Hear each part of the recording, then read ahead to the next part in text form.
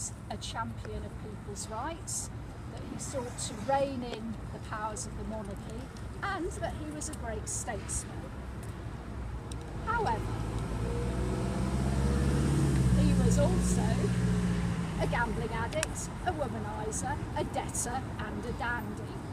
And if you think that's rather harsh, you'll find that's exactly what it tells you about him on the government's own website. One of his amorous conquests was Georgiana, Duchess of Devonshire. He drank prodigiously and spent ridiculous amounts of money on fashion.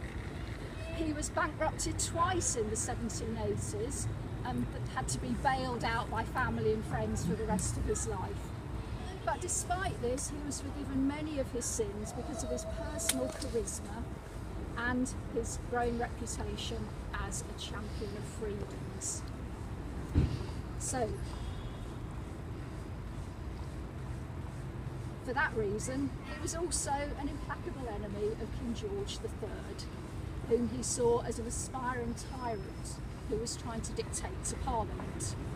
In his turn, George III considered Fox to be a man both contemptible and odious.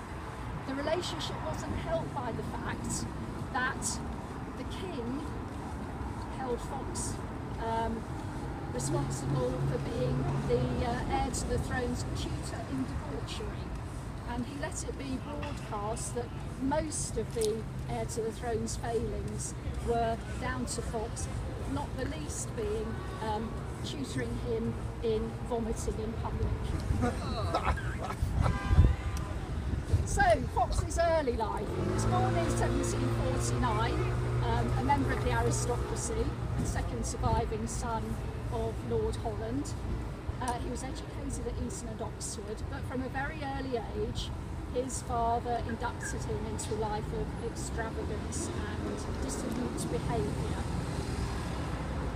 Ironically, for a man who later became known as against corruption and for freedom, Fox had his first parliamentary seat bought for him at the age of 19 by his father, and he made his reputation as an orator in Parliament by speaking against John Wilkes, who was the great champion of liberty in the 1760s. Despite this rather rough beginning, he later became the first acknowledged leader of the opposition in Parliament, leader of the Whig Party, which was the forerunner of the Liberals, who became very powerful in the 19th century, and he became the first British Foreign Secretary in the 1780s. So, what was he for? Well, he was for individual liberties, he was for parliamentary powers, he was in favour of American independence and the French Revolution until it descended into the Reign of Terror, and he was actually in favour